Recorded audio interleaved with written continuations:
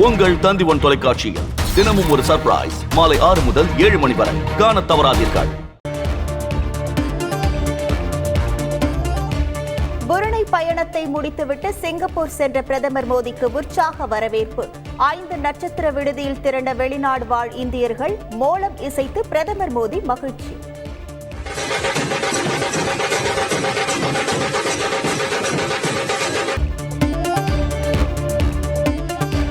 நிவாரணப் பணிகளுக்கு தன்னுடைய 1 மாத ஊதியத்தை வழங்கினார் எதிர்க்கட்சித் தலைவர் ராகுல் காந்தி. வயநாட்டில் நிலச்சரிவால் பாதிக்கப்பட்ட மக்களுக்காக வழங்கினார்.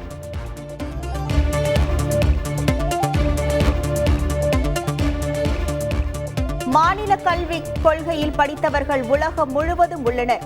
30 ஆண்டுகளுக்கு பிறகு அடைய வேண்டிய இலக்கை இப்போதே அடைந்துவிட்டதாக ஆளுநருக்கு கனிமொழி எம்பி பதில்.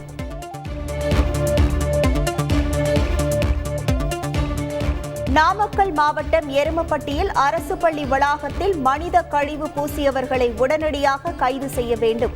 எதிர்க்கட்சித் தலைவர் எடப்பாடி பழனிசாமி வலியுறுத்தல்.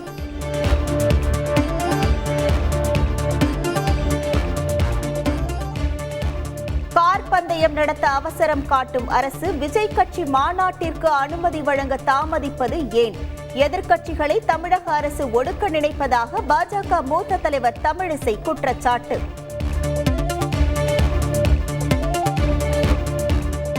திருச்சியில் சீன நூடுல்ஸ் சாப்பிட்டு சிறுமி உயிரிழந்த சம்பவத்தில் சட்டப்பூர்வ நடவடிக்கை எடுக்க தீவிரம். உணவு மாதிரி ஆய்வுக்கு அனுப்பப்பட்டுள்ளதாக மக்கள் நல்வாழ்வுத்துறை அமைச்சர் மா சுப்பிரமணியன் உறுதி.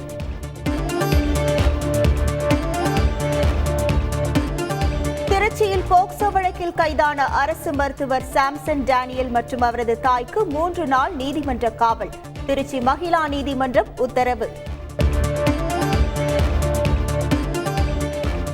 தமிழகத்தின் ஓரிரு இடங்களில் வருகிற 10ஆம் தேதி வரை லேசானது முதல் மிதமான மழை பெய்ய வாய்ப்பு. வங்கக்கடலில் நாளை காற்றழுத்த தாழ்வு பகுதி உருவாக உள்ளதாகவும் வானிலை ஆய்வு மையம் தகவல்.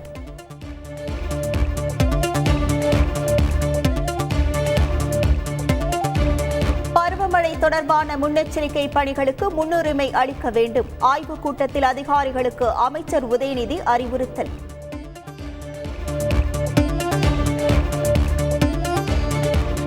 சேலம் அருகே வெள்ளியம்பட்டியில் பட்டாசு குடோனில் தீ விபத்து. ஒருவர் உயிரிழப்பு, 3 பேர் காயம்.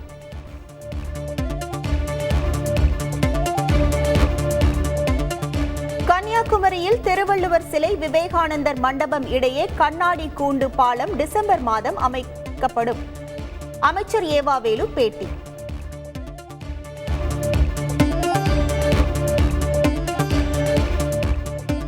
அருப்புக்கோட்டையில் பெண் டிஎஸ்பியை போராட்டக்காரர்கள் தாக்கிய சம்பவம். விருதுநகரில் காவலர்கள் அனைவரும் கட்டாயம் லத்தி வைத்திருக்க வேண்டும் என மாவட்ட காவல் கண்காணிப்பாளர் கண்ணன் அதிரடி உத்தரவு.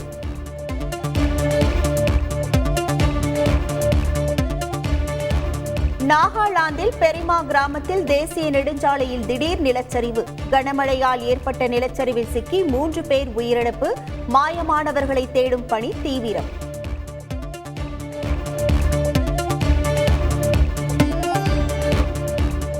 தெலங்கானா மாநிலம் மஹபூபாத்தில் கனமழை வெள்ளத்தால் சேதமடைந்த தண்டவாளம் 36 மணி நேரத்தில் சீரமைக்கப்பட்டு சோதனை ஓட்டம்.